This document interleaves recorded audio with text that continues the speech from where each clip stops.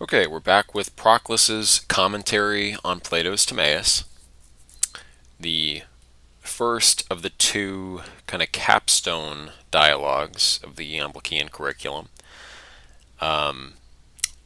We will we're back after a 2 week break, so we'll start a little bit earlier in the text than where we left off. Probably repeat a page or two, just to kind of get back in the swing of it and refresh our memories. So we'll go right into it.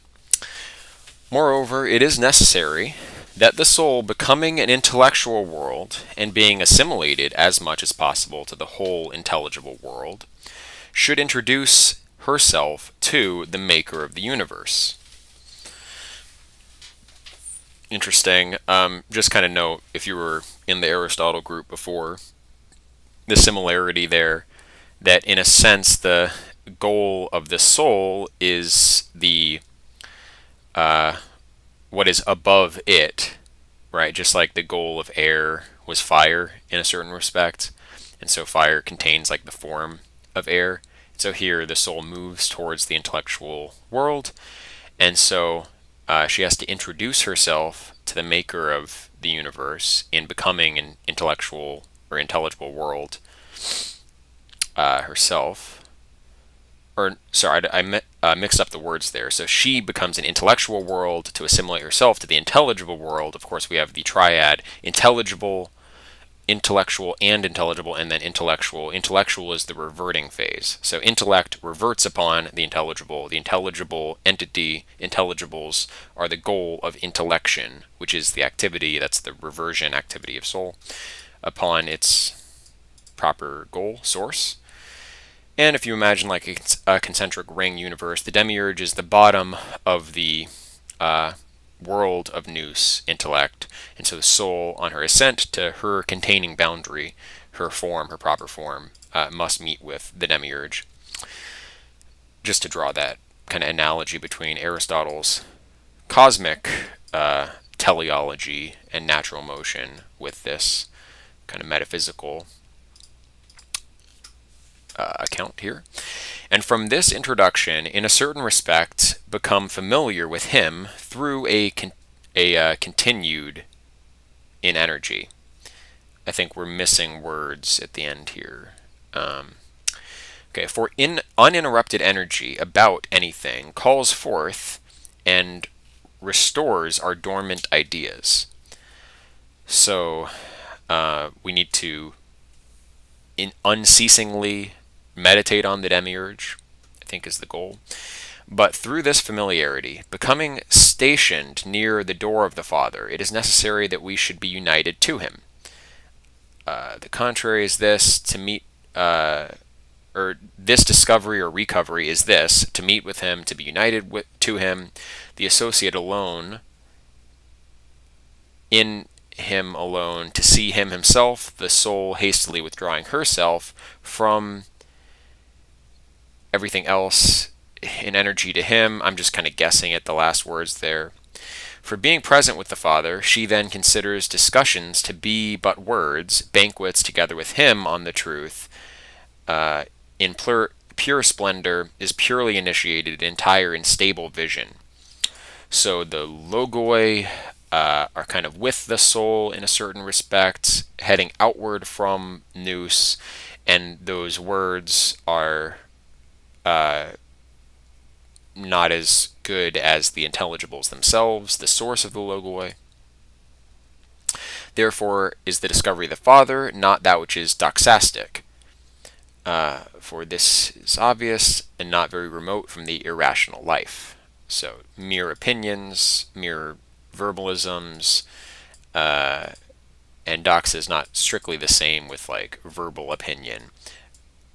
It also has a perceptual element that we've looked at before, especially in Damascus on the Philebus.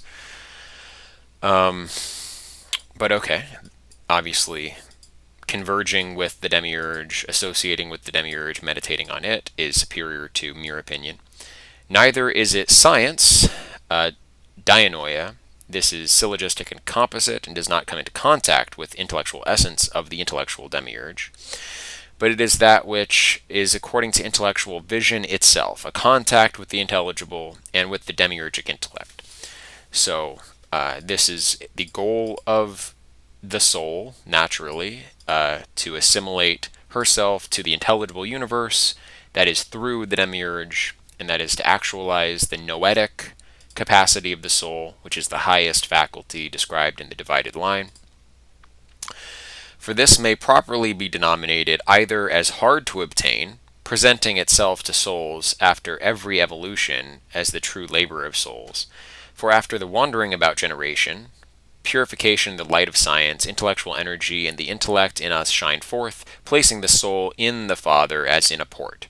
So it's the end goal of wandering about generation, going through dianoetic training, ascending, that is the proper place of the soul to return to the Father. Purely essence or assenting, I don't know, her in demiurgic intellections, and conjoining light with light, not such science, but more beautiful, more intellectual, and partaking more of the one than this. So nous is more one, of course, than dianoia or discursive reasoning. For this is the paternal port, and the discovery of which is an undefiled union with him. Okay, so we can just keep going here. This is all review still. But to say that when found, it is impossible to speak of him to all men, so when you meet the demiurge, you can't speak of him to everybody, perhaps indicates the custom of the Pythagoreans, who had arcane assertions about divine natures and did not divulge them to all men. For as the Elean guest says, so Timaeus, of course, is a Pythagorean. For as the Elean guest says, the eyes of the multitude are not strong enough to look to truth. Right. Perhaps also this may be said, which is much more venerable, that it is impossible for him who has discovered the Maker and Father of the universe to speak of him to certain persons, such as he has seen him. For the discovery was not made by the soul speaking, but closing her eyes and being converted to the divine light.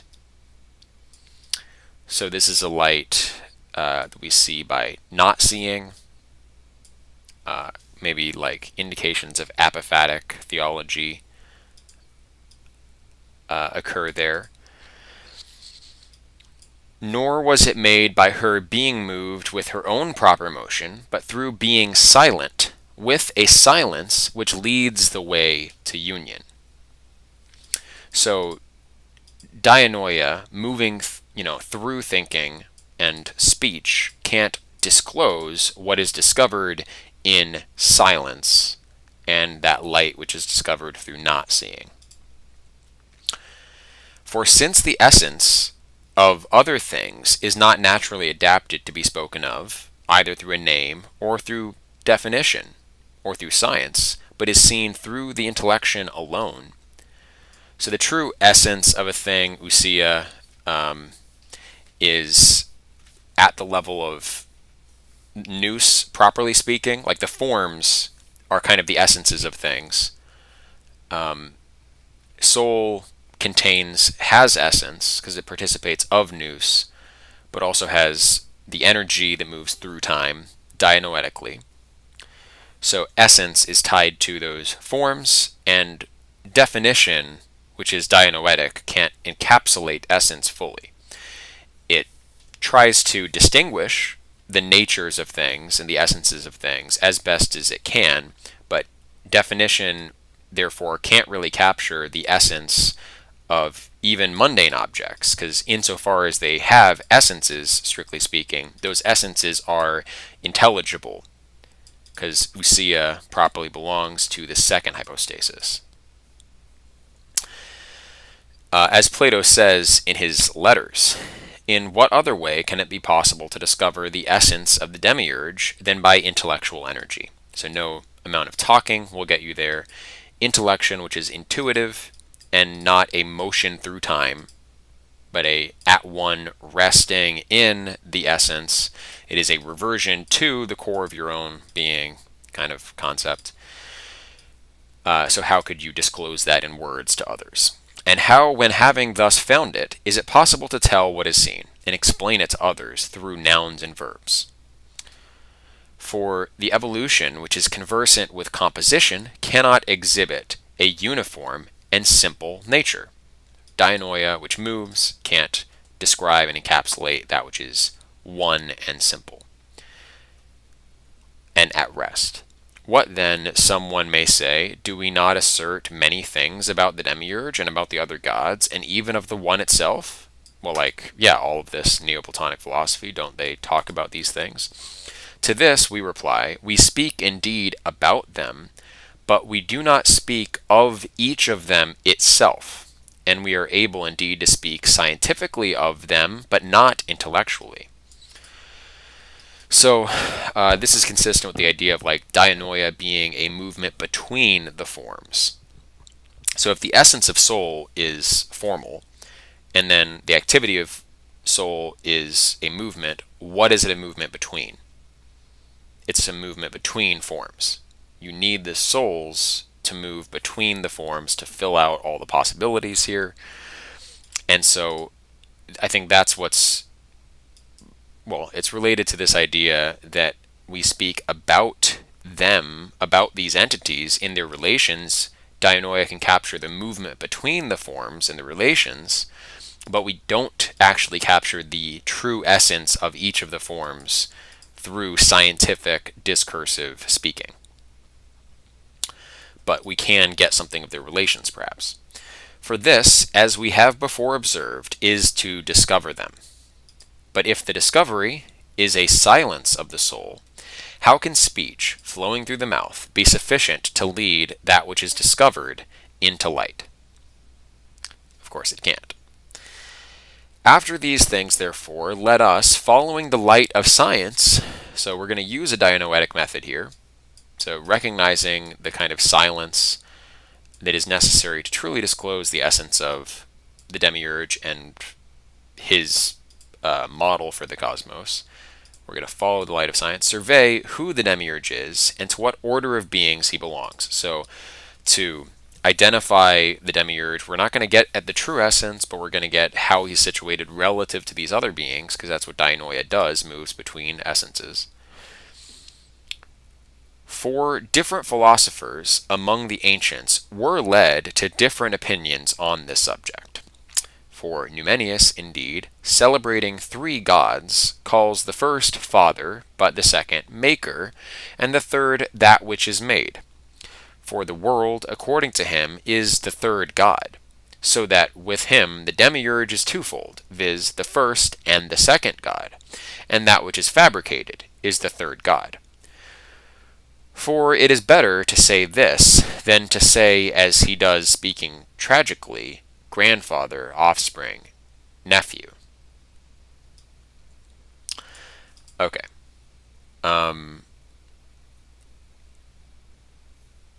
So the idea, what's indicated here is that the idea of the threefold God, including cosmos, the involved demiurge, like the active creating demiurge, and then maybe the intellectual or intelligible demiurge beyond involvement in creation, that trinity, that Numenius, this is multiply attested, Numenius had this threefold division, and he took it from what's described by Plato in the second letter, these three names for God. So Numenius was drawing on an existing Platonic tradition when he had these three names, and apparently other people also recognized it and named these three aspects, grandfather, offspring, and nephew, but perhaps in some respect this is disrespectful. He, however, who asserts these things, in the first place does not rightly connumerate the good with these other causes. So the problem with the Numenian model is that there's no role for the simple, the one, the good. You begin with the demiurge, as described by Plato, and then descend to the cosmos from there. For it is not naturally adapted to be conjoined with certain things, nor has it an order secondary to another. But Father, with Plato in the text, is arranged as the second to maker.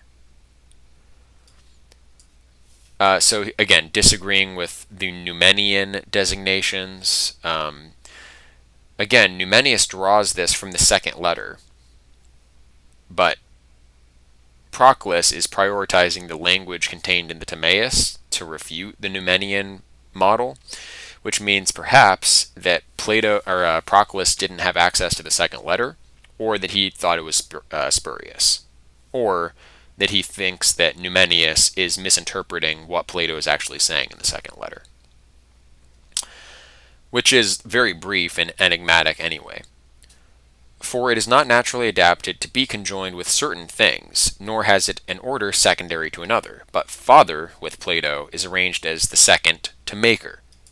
So father can't be the one, because the one is not second to anything.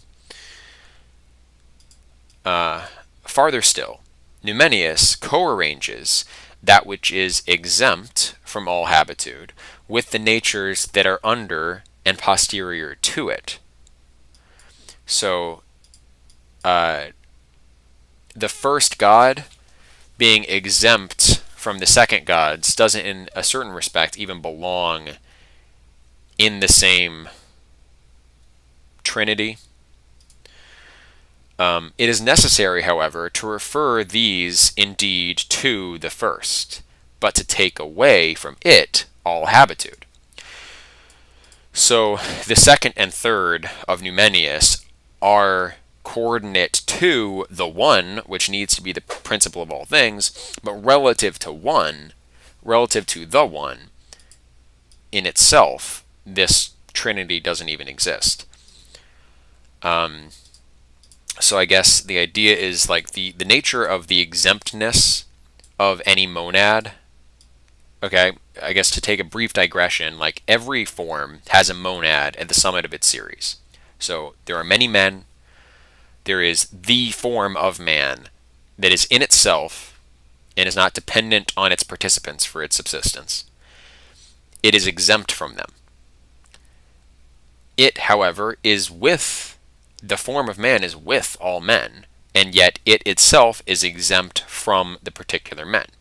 That is to say, it's a perspectival issue. From the perspective of an individual man, the coordinate series of the monad of man and then all of the various men exists and has a particular hierarchical arrangement.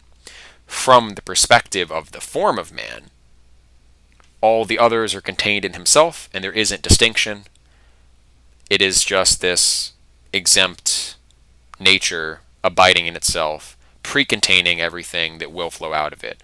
But it's not like the form of man sits there overseeing the hierarchy of men and sees all of them in their individual peculiarities. Instead, the exempt form, and so like applying to the one, relative to the one, the whole cosmic hierarchy doesn't even exist. This is one way, this would be a grounds for interpreting a kind of Advaita Vedanta into Platonism, where relative to the one, relative to the absolute, all things are pre-contained in it, and it's not like one member of a hierarchical series. But relative to us, there is a hierarchical series. Okay. It is necessary, however, to refer these subordinate two gods indeed to the first, but to take away from it all habitude. Okay, I think that's what's being said. Neither, therefore, is the paternal nature of the maker adapted to the first. So the true first, shouldn't be either father, because that's subordinate to maker, nor should it be called maker, because the paternal nature of the maker is, well, he hasn't given the reasons yet. For these things are apparent in the orders of gods posterior to it. The paternal nature of making appears in lower gods, so it shouldn't be the first, I guess. In the third place, it is not right to divide father and maker, since Plato celebrates one and the same god by both these names. For one divine fabrication, and one maker and father are everywhere delivered by Plato. So these are different aspects, but they shouldn't be separated into separate gods. One the father exempt, one the maker. But didn't he say that the maker was said to be superior?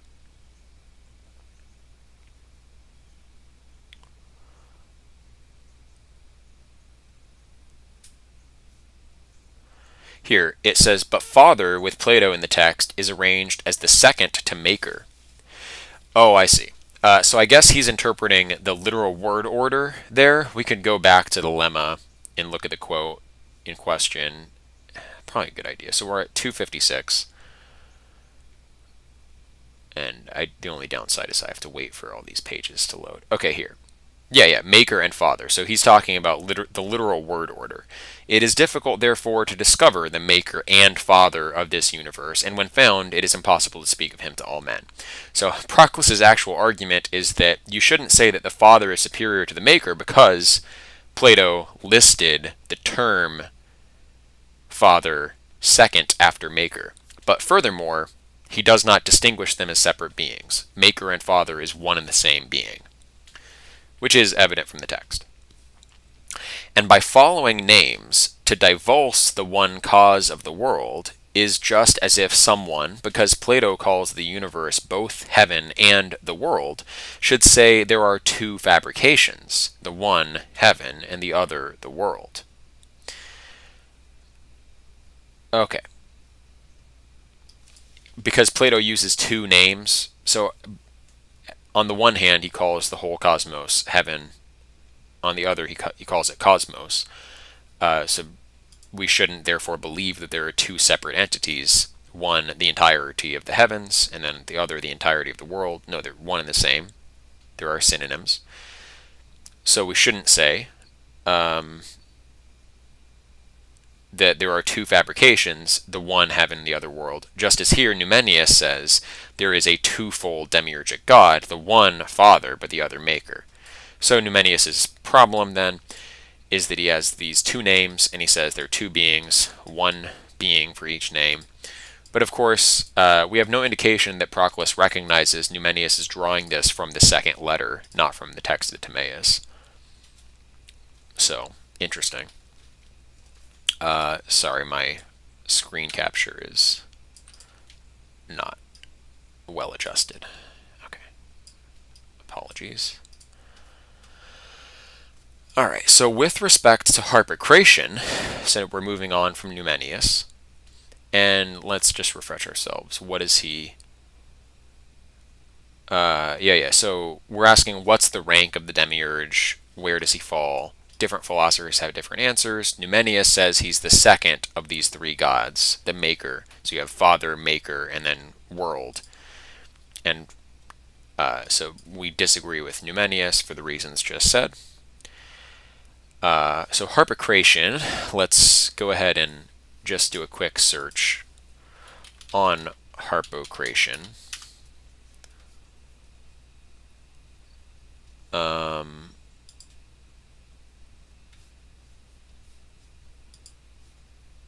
So he was a Greek grammarian of Alexandria, probably working in the 2nd century AD. Okay, he had the lexicon of the 10 orators. I don't know if there's any other harpocrations. So this is a little-known figure. Alright. Unless there's another harpocration I'm not aware of. So, with respect to harpocration, it would be wonderful if he were consistent with himself in determining things of this kind about the demiurge. For this man is inconsistent in what he says according to the doctrine of three gods, insofar as he makes the demiurge to be twofold. So harpocration, also in the era of the Middle Platonists, probably held a kinda similar doctrine to Numennius, but even less consistent than Numennius's. For he calls the first god heaven and Saturn, the second Dia and Xena, and the third heaven and the world. But again, changing the order, he calls the first god Dia and the king of the intelligible, but he denominates the second god the ruler, and the same divinity is with him Jupiter, Saturn, and heaven. The first god, therefore, is all these, from whom Parmenides takes away all things, every name, all language, and all habitude. So, I guess he's kind of making fun of him by saying, like, so for him, the first god has all these names, whereas Parmenides, the true monist, takes away all these names, habitude, in a more correct apophatic vein. Harpocration just piles on names fruitlessly. I guess that's the thrust of the criticism. And we indeed cannot endure to call the first god even Father, but he denominates him Father, and offspring, and the offspring of an offspring. So it's not appropriate to call the true first God simply, the one, even Father.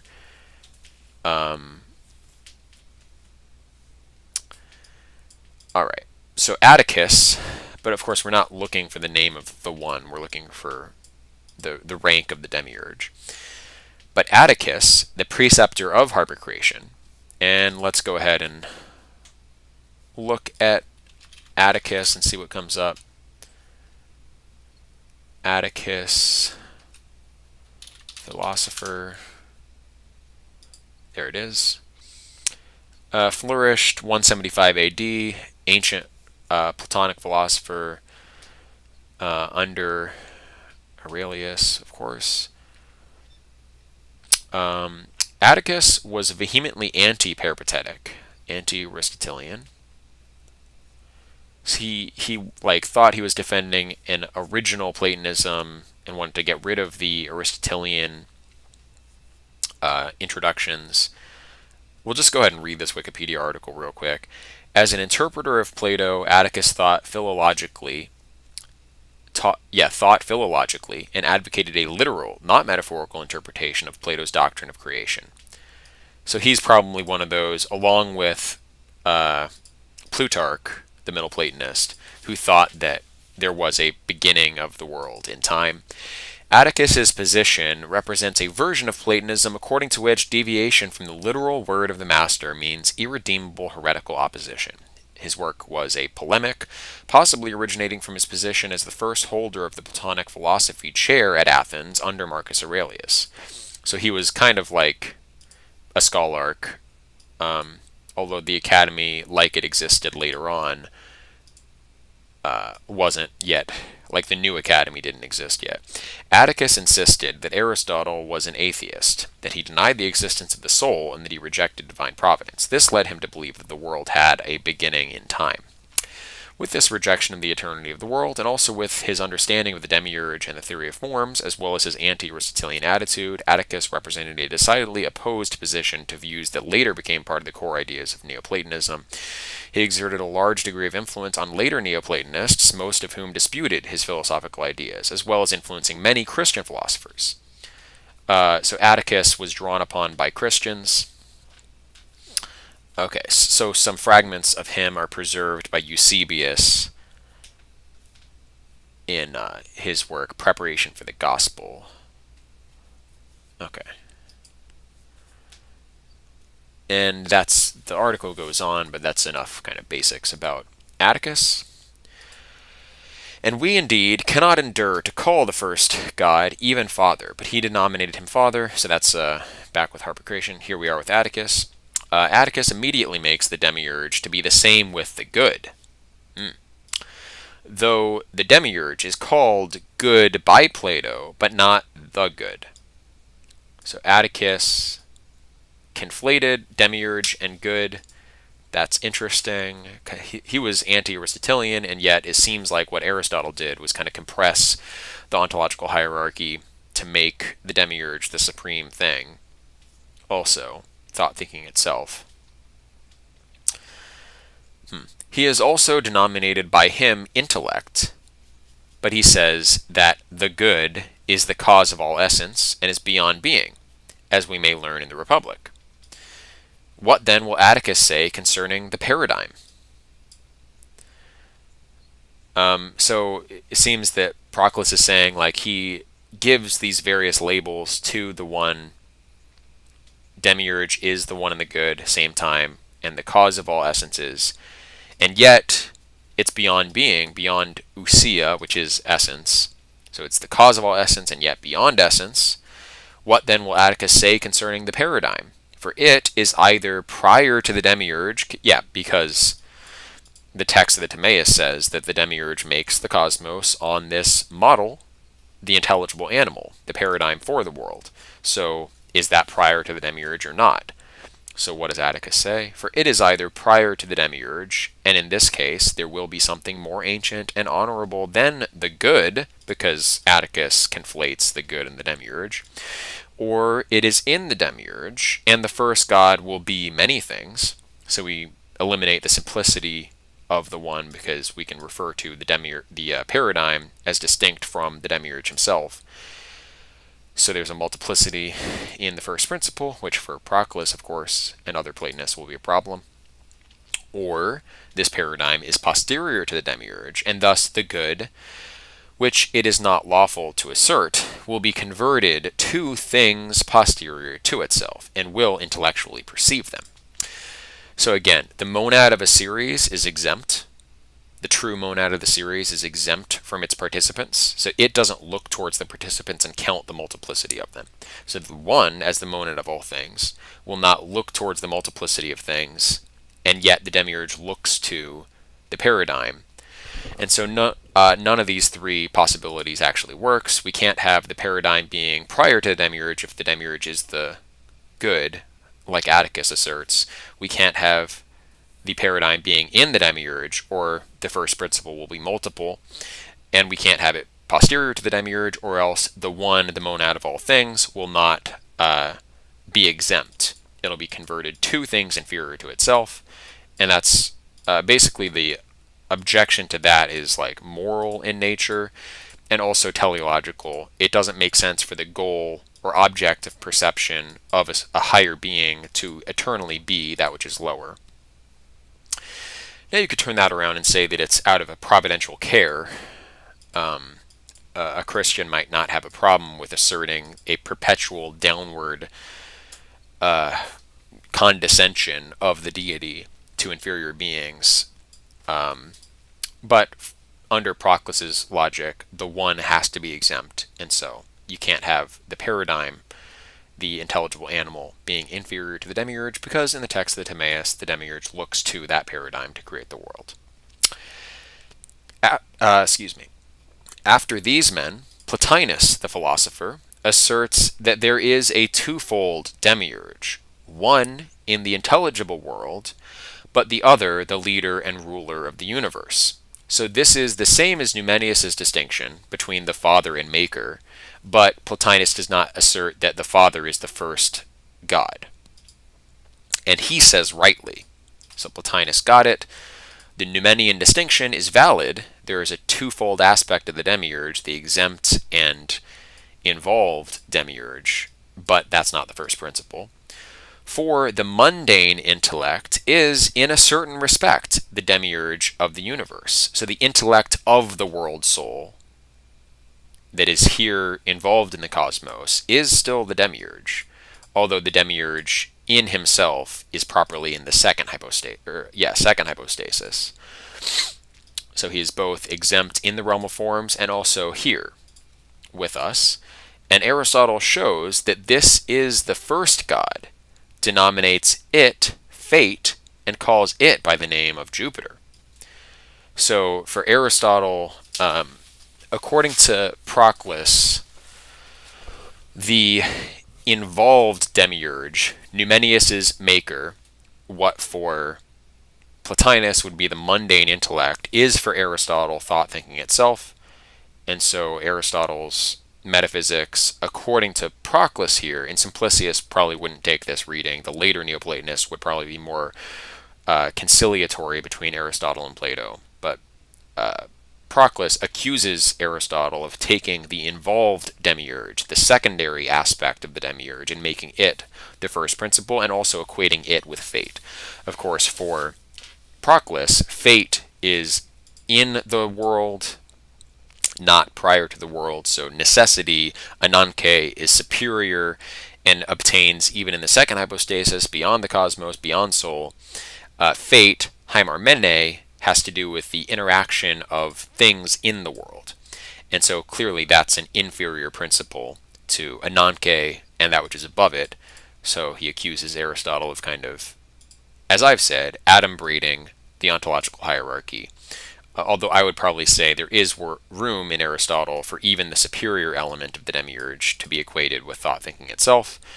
But for Proclus, Aristotle goes one rank inferior to that for his first principle. But again, there is an exempt father and maker, which Plotinus places in the intelligible. So, yeah, speaking rightly, Plotinus says there is an exempt father and maker in the intelligible world, calling everything between the one and the world the intelligible. So in Plotinus's language, according to Proclus, the intelligible is everything between the first hypostasis and the cosmos itself, meaning that soul would also be called among the intelligibles. For there, according to him, the true heaven, the king of Saturn, and the Jovian intellect subsist. Just as if someone should say that the spheres of Saturn, Jupiter, and Mars are in the heavens. For the whole intelligible is one many, and is one intellect comprehensive of many intelligibles. Plotinus, therefore, philosophizing, asserts these things. So, correctly, in some respects. Maybe there's a terminological distinction regarding what he calls the intelligible or not, but in any case, there is the exempt father and maker, and then the involved intellect of the demiurge that condescends all the way down to the cosmos itself. So in all of that intermediate rank, the demiurge, in his involved sense, is there. And then Amelius, we'll look at Amelius. And I don't think Proclus explicitly disagreed with anything Plotinus said.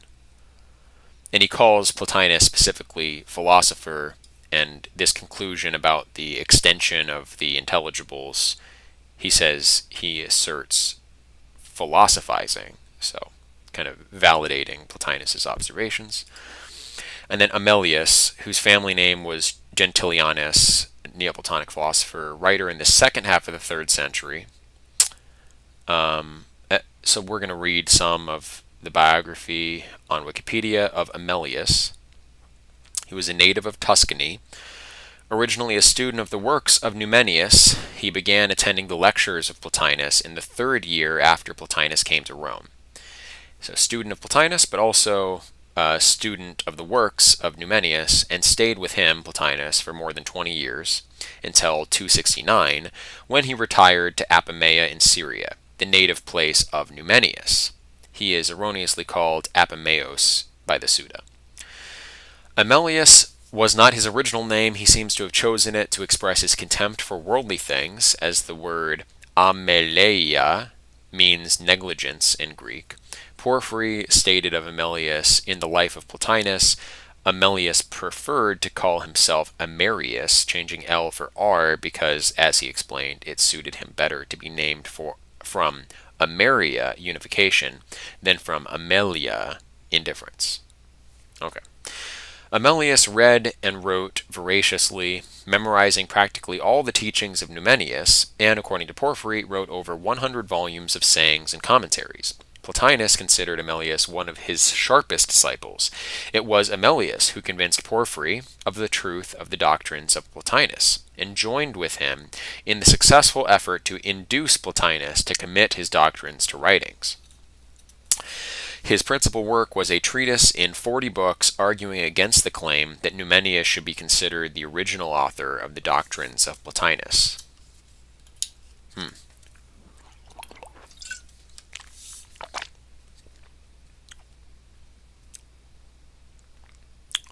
So some people believed, and Plotinus was influenced by Numenius, but Amelius was arguing that Plotinus was teaching new things separate from Numenius. Amelius is also cited by Eusebius and others as having quoted with approval the definition of the Logos in the Gospel of John. Interesting. Okay. All right. So we'll go back to Proclus here. So Amelius, student of Plotinus, however, makes a threefold demiurge, 3 intellects, and 3 kings, one being him that exists, another him that possesses, and the third him that sees. But these differ because the first intellect indeed is truly that which it is, the existing intellect. The second is the intelligible which is in it, but has the intelligible prior to itself, participates entirely of it, and on this account is the second intellect.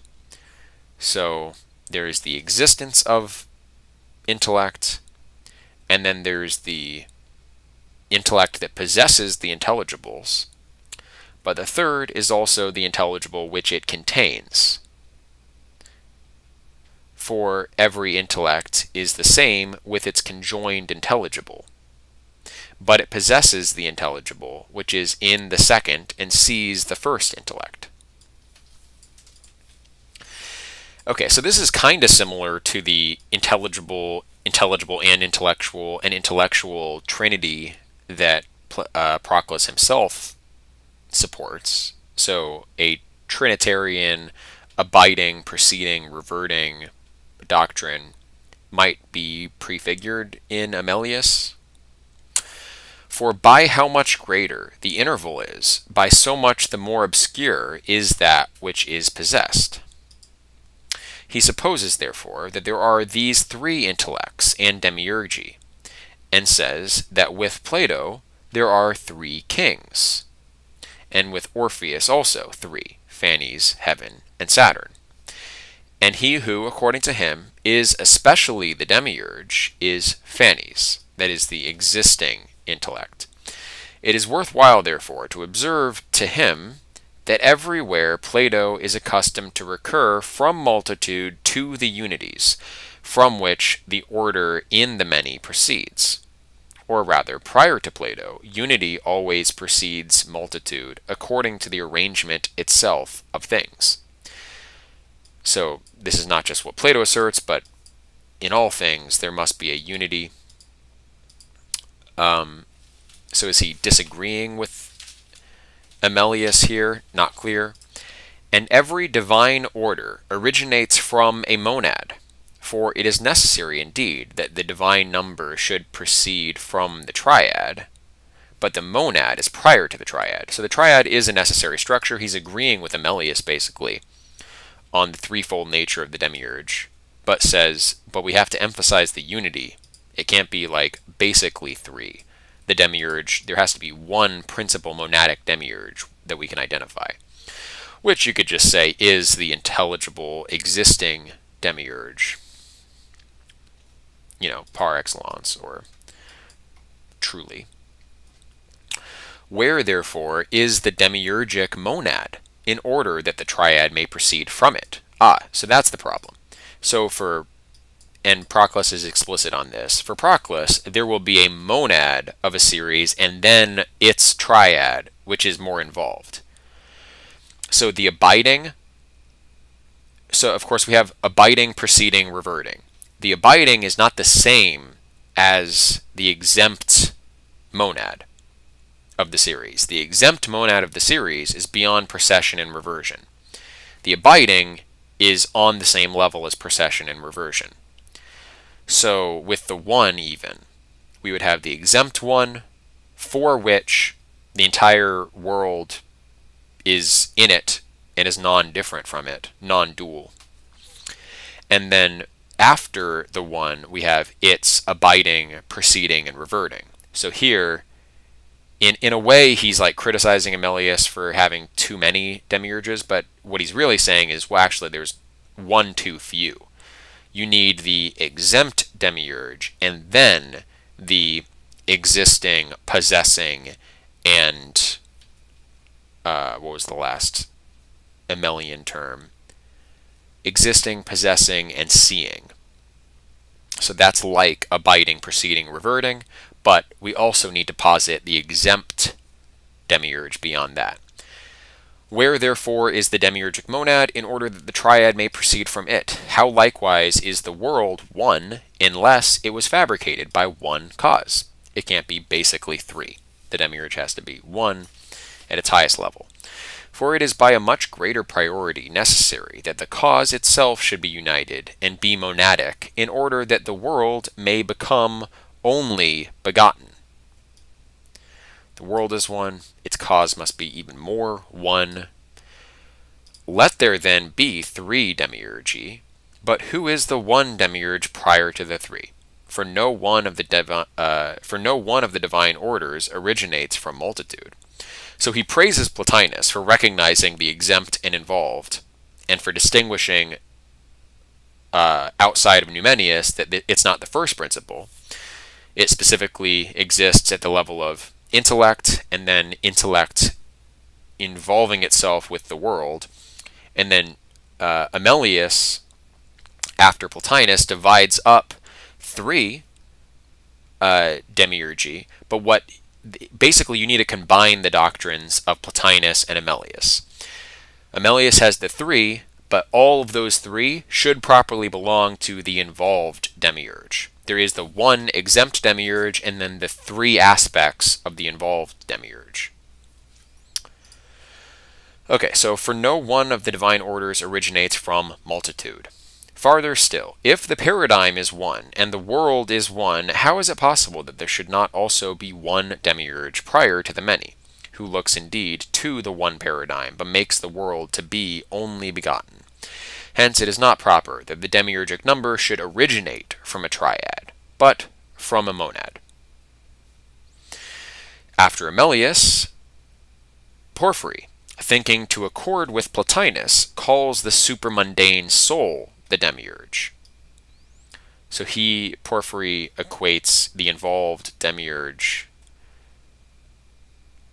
with the world soul in itself, but the intellect of it to which it is converted, animal itself. Okay, so for Porphyry then, it's like the world soul in its exempt side is the demiurge, and then the intellect, like the second hypostasis, is the animal itself, or the paradigm according to which the demiurge makes the world, so as to be, according to him, the paradigm of the demiurge, whom it is worthwhile to ask in which of his writings Plotinus makes soul to be the demiurge.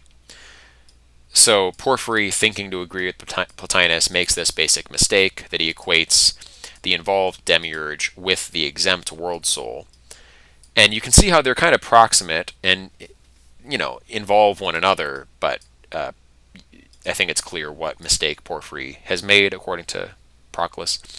How likewise is this conformable to Plato, who continually denominates the demiurge a god and intellect, but never calls him soul?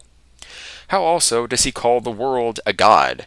How does the demiurge proceed through all mundane natures? For all things do not participate of soul, but all things partake of the demiurgic providence. And divine production, indeed, is able to generate intellect in gods, but soul is not naturally adapted to produce anything above the psychical order. I omit to say that this very thing itself requires much confirmation whether Plato knew that there is a certain imparticipable soul. Wow.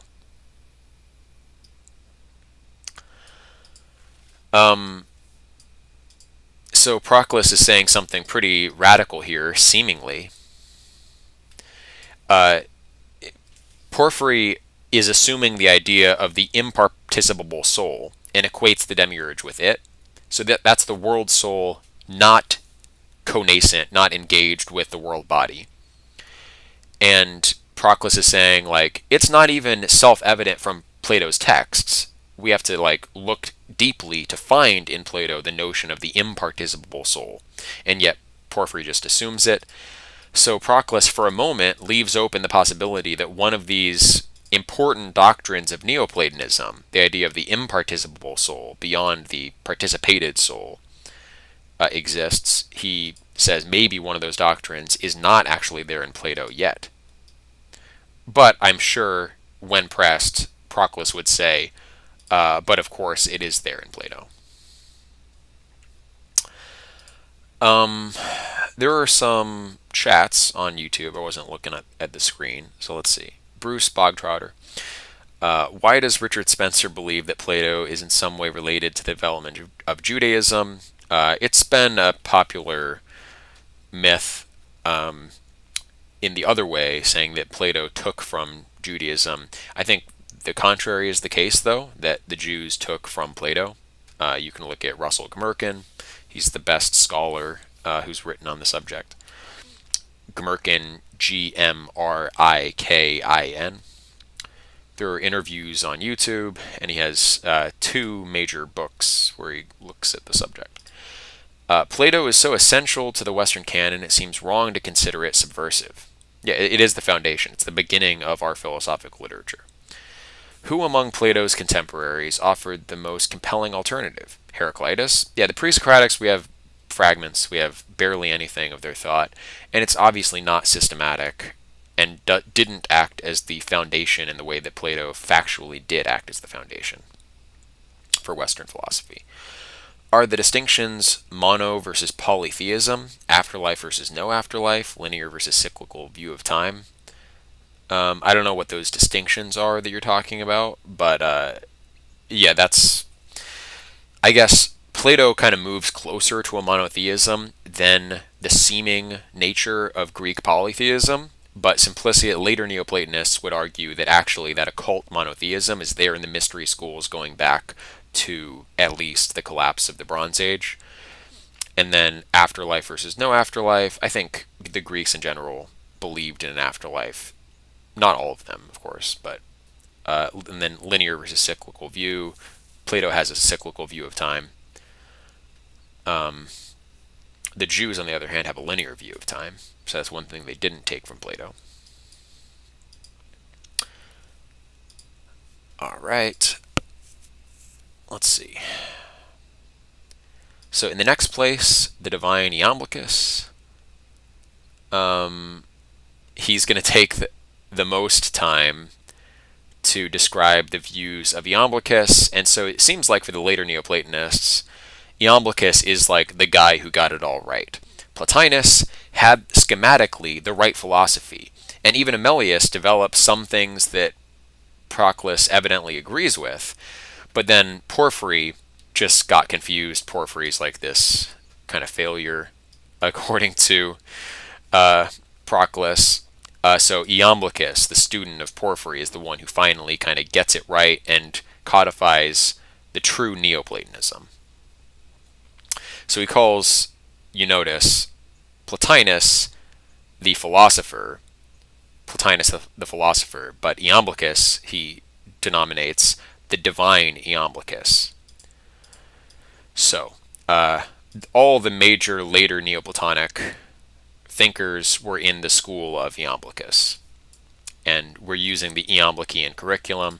So next time we'll pick back up with the Iamblichian take as far as what the demiurge is, and very rarely will Proclus actually deviate from his master's master, Iamblichus. So, alright, we'll check that out next time. I might be streaming more often during the week, so I might just pop one of these out at some random time. So look out for that. But, yeah, good stuff. Excited to hear Iamblichus reported here.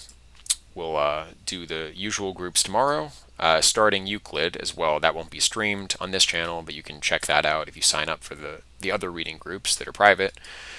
So